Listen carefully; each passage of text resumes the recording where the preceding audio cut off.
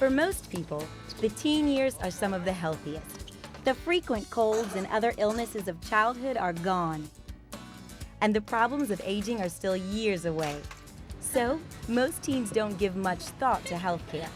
They don't even go to the doctor very often. Well, it's been at least a year, at least. I don't get very sick that often. I go when I have something wrong with me. I don't like cold stethoscopes, and I don't like just having to be checked out. I don't like the smell. I mean, nobody wants to go to the doctor. I don't want to go to the doctor. But want to or not, everyone needs to see a doctor periodically. You need their advice, answers to your questions, and reassurance about all the changes going on in your life. We have a place where you can come and you can talk to folks when your parents are bugging you, when your friends are giving you trouble. If you want somebody to talk to, here we are. A lot of teenagers don't know, whether they're the right weight or height, whether they're properly sexually developed, what's happening in each, as they get older. They haven't understood what their bodies are doing. And my purpose here is to answer all your questions. Where do you go when you have questions about your health? I have to sing and it just hurts to, take a deep breath. 15-year-old Christina goes to the doctor for regular checkups. But, unlike in the past, she now sees the doctor alone. And she says it makes a huge difference. Just to talk about things that, the things that you just don't want to say to your mom out loud. And doctors can help explain that to your parents. When I tell them about confidentiality, I said I would like the chance to talk to Johnny alone, because there's some things that they share with another adult, particularly a doctor who's in charge of their health care, that they may not feel comfortable in sharing with you. Like puberty, sex, and STIs. Doctors understand your concerns and are bound by a certain level of confidentiality. Up to, but not including, serious chance of death. If the child's going to commit suicide or going to kill her mother, I am probably, going to say, well, let's talk to your mom about that one. If that child is doing drugs, is sexually active, that's covered by the deal. Confidentiality is to assure the teenager that in some areas that are not dangerous or not threatening to his life, he can have that secret between us.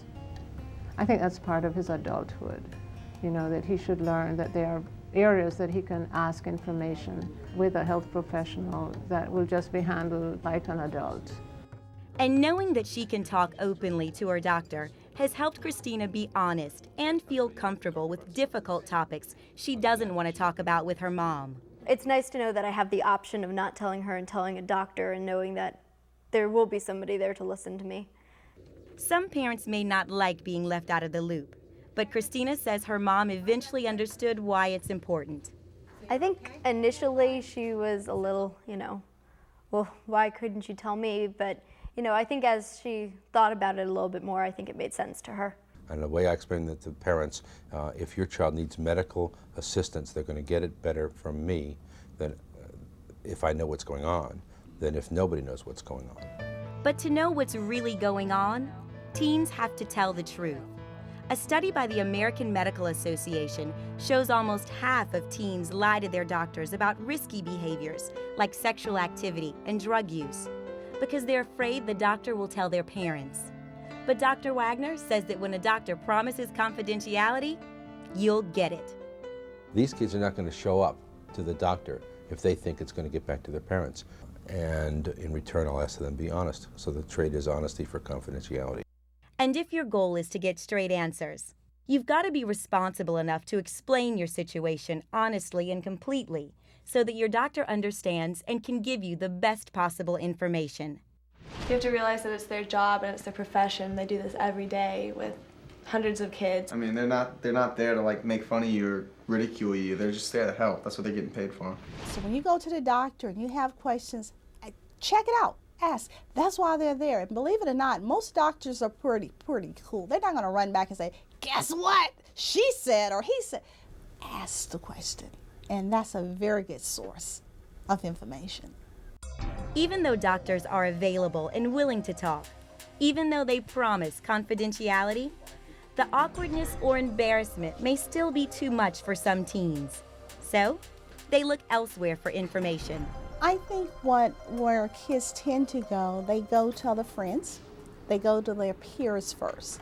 Then they tend to go to young adults, someone, cousins, they go to friends, family friends that they think that are cool, that they think they can talk to. I think a lot of times people just pick it up at school. You don't necessarily know where it comes from, but the information is out there, either from an older brother or sister. Then through that, then there's also a lot of misinformation and a lot of wives' tales and just kind of crazy stuff that you hear that you assume is true because it's coming from Susie in the locker room and she's cool, but I think the best information is from an informed source. I think the most important thing is to always have a discussion with your parents or some other close family member if it's not your parents, so they can help you through the process.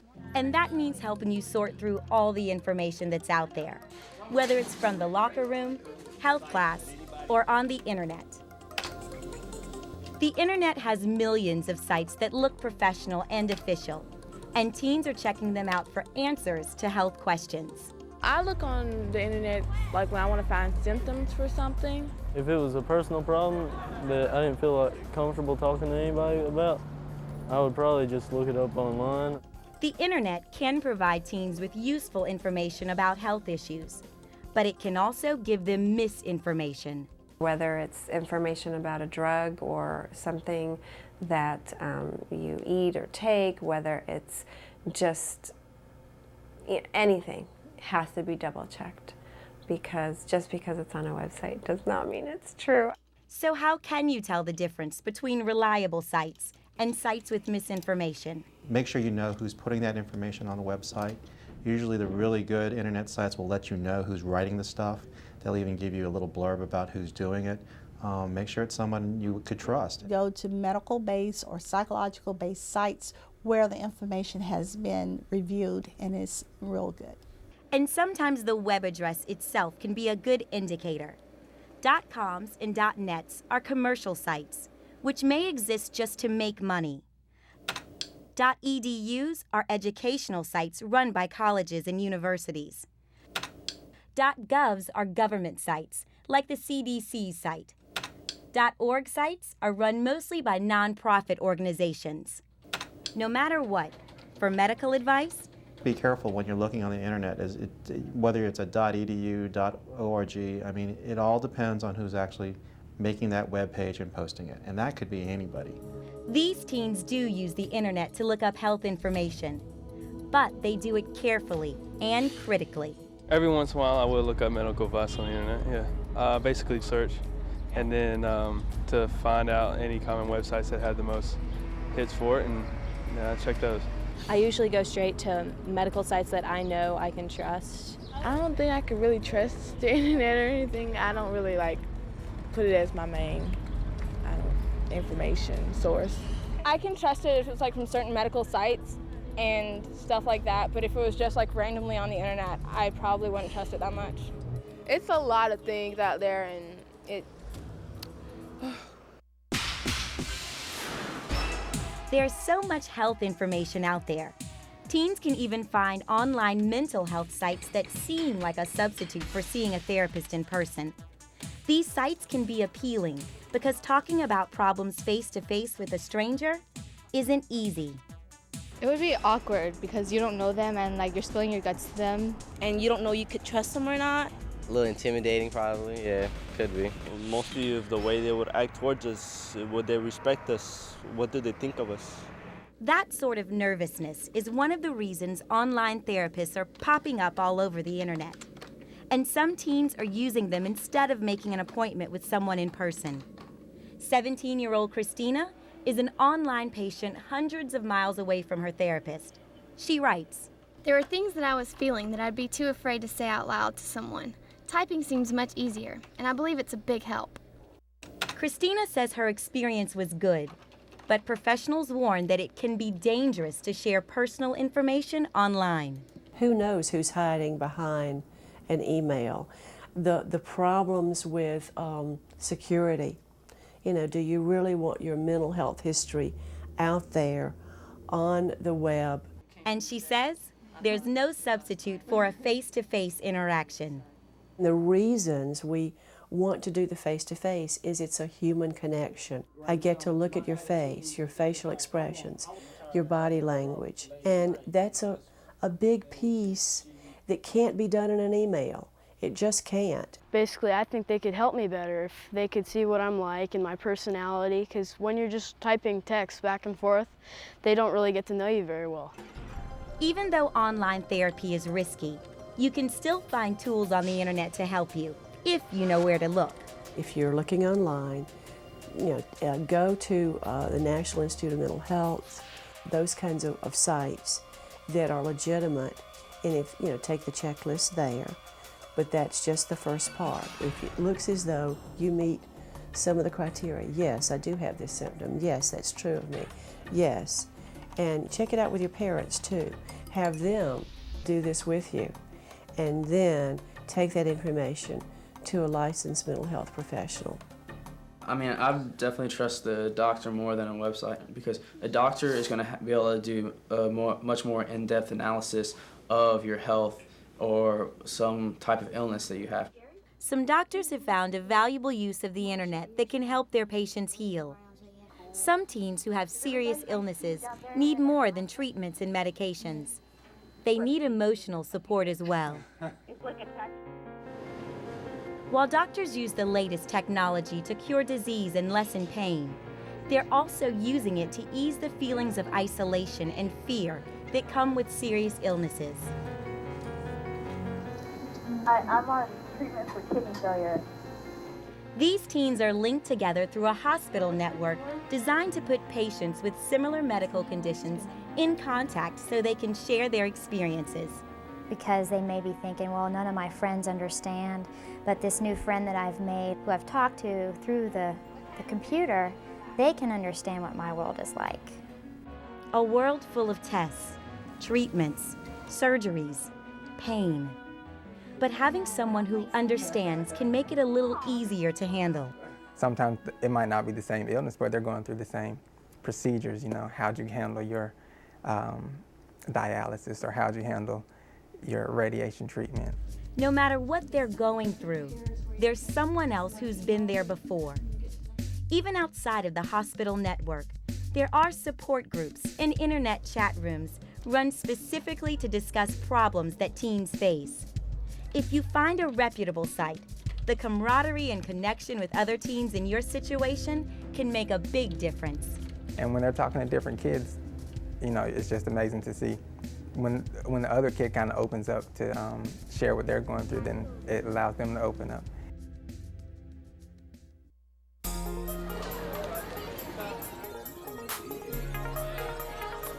Friends, parents, doctors, the internet, all can be valuable sources of information, but you have to learn to recognize that some are more trustworthy than others. I tell people when they're looking up information, don't just go to one source. Check it out with several sources. So if you read about it here and then you ask John in the locker room and John says something different, you say, these two, that doesn't match. Let me check it out with someone else, or let me check it out with another source. Because ultimately, teens are getting to an age where they are responsible for their own health. Doctors say they can help teens make that transition. We're really focused on preventive medicine, and so our interest is keeping folks healthy. And we're interested in growth and development. So the issues that happen for kids are things that we're concerned about. Pediatricians especially are prepared to deal with the problems and issues teenagers are facing every day. Sports issues, school issues, women's health issues, drugs, alcohol, cigarettes, suicide, depression. I mean, all of those things that come up in an adolescent's life are things that pediatricians are sensitive to. But a lot of teens feel like they've outgrown the pediatrician. They often don't want to sit in a doctor's waiting office with a lot of little 2-year-olds and crying babies. But there are options. A lot of county facilities have teen clinics, and those a lot of the time are being used by adolescents, particularly in late adolescence. Many hospitals have nurse advice lines nowadays. Our nurse advice line director tells us that they get a fair amount of calls from adolescents who just want to ask questions. And these numbers are advertised, they're in the phone book, they're advertised on television. So there are ways to get your questions answered accurately, to avoid unnecessary health risks and problems altogether. And it's up to you individually to make sure you are informed, to know as much as you can, and to get help when you need it. Yeah, I definitely agree.